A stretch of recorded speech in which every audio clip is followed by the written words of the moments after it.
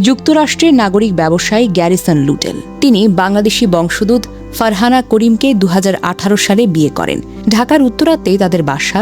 ফারহানা স্থায়ীভাবে আমেরিকায় বসবাস করেন। 3 বছর আগে তাদের প্রথম একটি সন্তান হয়। যুক্তরাষ্ট্রে ফারহানা ও গ্যারিসনের নিজস্ব একটা বাসাও ছিল। 2023 সালের শুরুর দিকে ফারহানা আবার অন্তঃসত্ত্বা হন।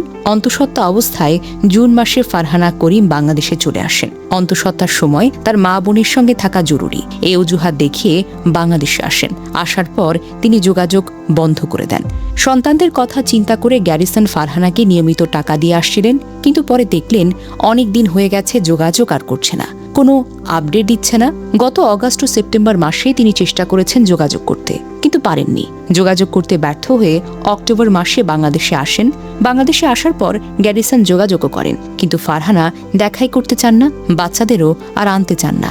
এক পর্যায়ে উত্তরা থানার পুলিশ ও গ্যারিসন যে হোটেলে থাকতেন তাদের সহযোগিতা নিয়ে ফারহানার বাসায় যান। বাসায় গিয়ে জানতে পারেন ফারহানা করিম কানাডিয়ান একজন ব্যক্তির সঙ্গে বসবাস করছেন। তিনি কানাডিয়ান ওই ব্যক্তিকে বিয়ে করেছেন বলেও দাবি করেন।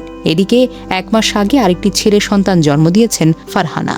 আইনজীবী বলেন, সবচেয়ে অবাক করা বিষয় হলো তিনি গ্যারিসনকে হাসপাতালের কাগজ দেখিয়ে বলেছেন দ্বিতীয় সন্তান গ্যারিসনের না, এই সন্তান তার পার্টনার কানাডিয়ান নাগরিকের। তিনি একটা ম্যারেজ ডকুমেন্ট দেখিয়ে বলেন কানাডিয়ান নাগরিককে বিয়ে করেছেন তিনি, কিন্তু আমেরিকার নাগরিক গ্যারিসনের সঙ্গে তার এখনো ডিভোর্স হয়নি।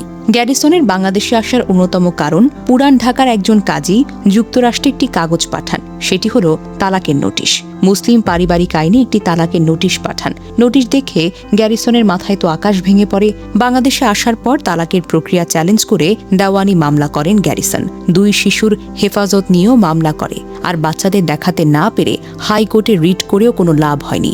বর্তমানে তিনি ঢাকার দায়রা জজ আদালত, আইনজীবী সমিতি, সুপ্রিম কোর্ট, বার অ্যাসোসিয়েশনের করিডোরে দিনের পর দিন ঘুরে বেড়াচ্ছেন শুধু 2 সন্তানকে একবার দেখার আশায়। হাইকোর্ট পরবর্তী সপ্তাহে 2 দিন সন্তানের সঙ্গে দেখা করার অনুমতি দিয়েছে এবং পারিবারিক আদালতে 6 মাসের মধ্যে মামলা নিষ্পত্তির নির্দেশও দিয়েছে। কিন্তু বাস্তবে সন্তানদের পুরোপুরি ফিরে পাওয়াটা এখনও যেন অনিশ্চিত। একজন বিদেশি স্বামী, যিনি স্ত্রী ও সন্তানদের জন্য নিয়মিত টাকা পাঠিয়েছেন, যিনি সন্তানদের ভালোবাসায় বাংলাদেশে ছুটে এসেছেন, তাকে এভাবে ঠকানো, সন্তানদের জিম্মি করে রাখা এবং একই সঙ্গে আরেকজনের সঙ্গে বিয়ে করার যে নতুন সংসার করা, এটা কোন ধরনের নৈতিকতা? এই ঘটনা শুধু একটি ব্যক্তিগত বিশ্বাসঘাতকতার গল্প নয়, এটি দাম্পত্য সম্পর্কে বিশ্বাসের ভঙ্গুরতা, বিদেশি নাগরিকদের সঙ্গে বিয়ে এবং সন্তানের হেফাজত নিয়ে জটিল আইনি লড়াইয়ের এক করুণ উদাহরণ। গ্যারিসন লুটেল এখনও লড়ছেন, তার 2 সন্তানকে ফিরে পাওয়ার জন্য আইনি লড়াই চালিয়েই যাচ্ছেন।